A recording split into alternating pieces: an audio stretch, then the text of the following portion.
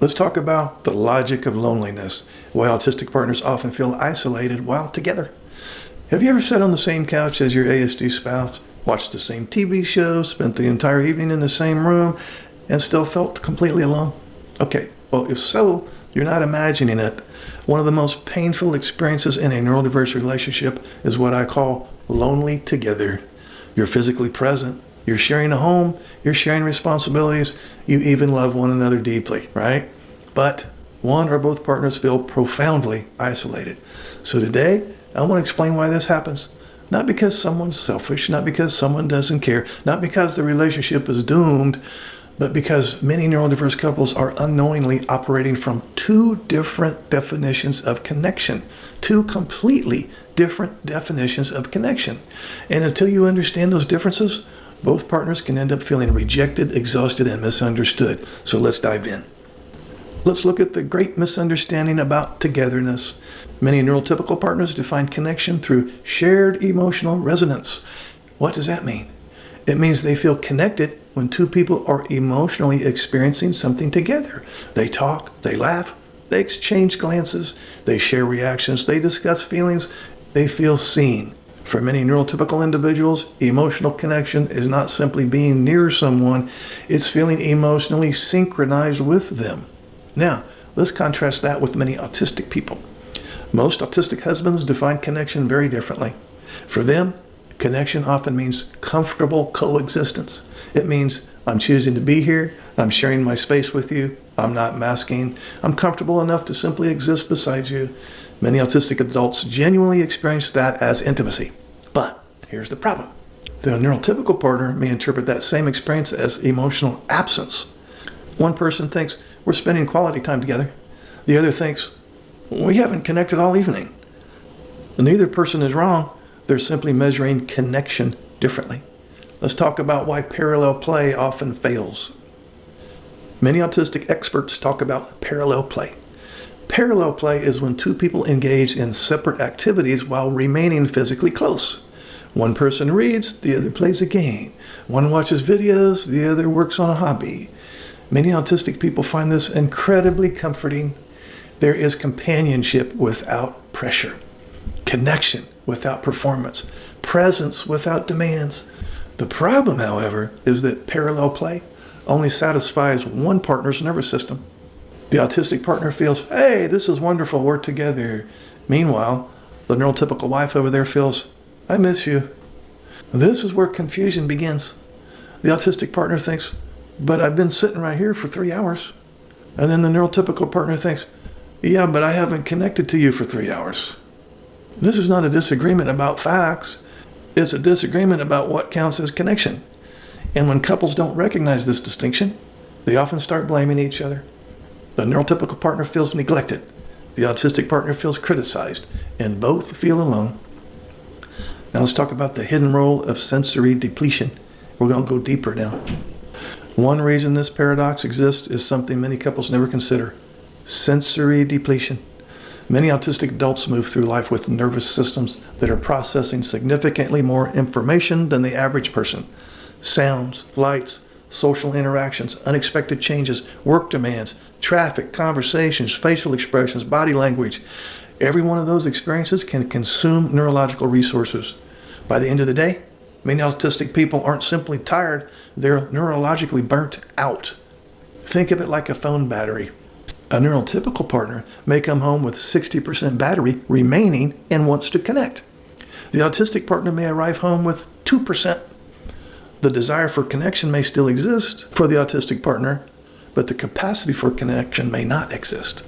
That distinction is crucial because many neurotypical spouses interpret withdrawal as a relationship problem, but often it's actually a physiological problem.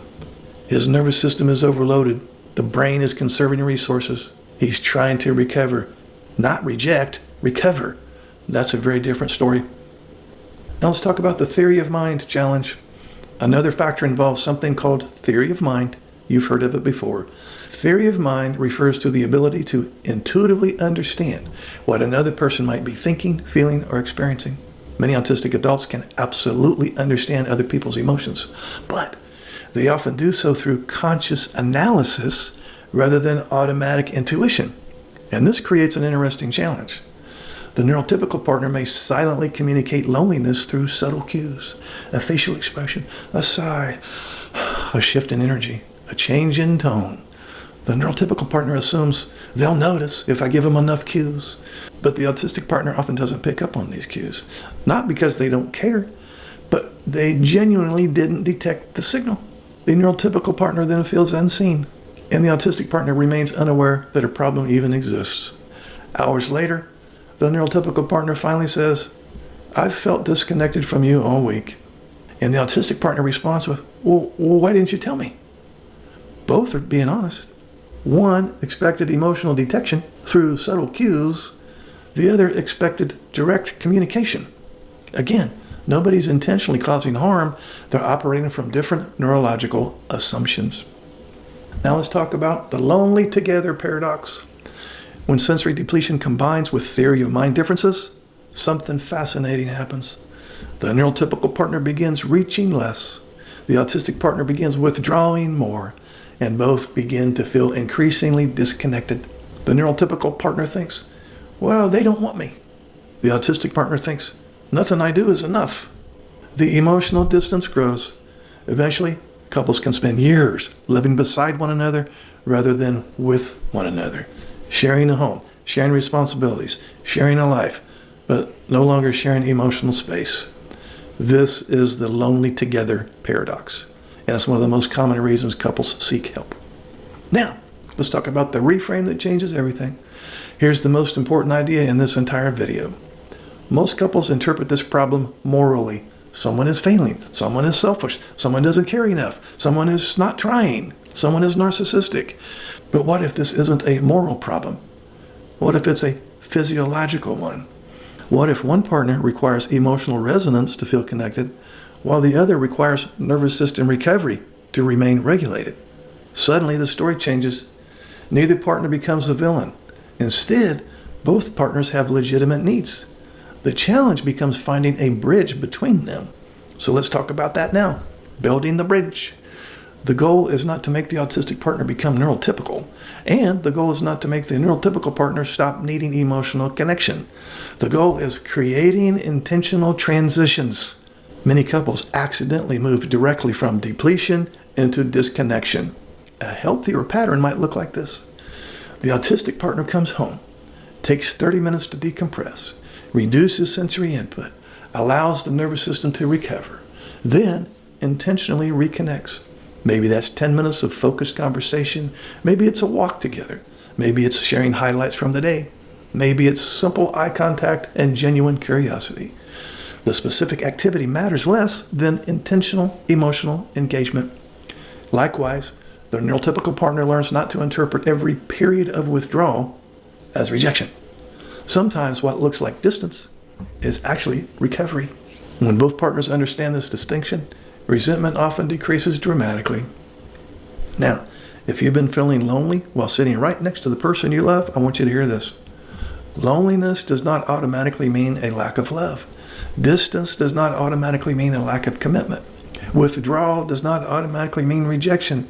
Sometimes what you're experiencing is a neurological mismatch between two very different ways of connecting. The neurotypical partner longs for emotional resonance.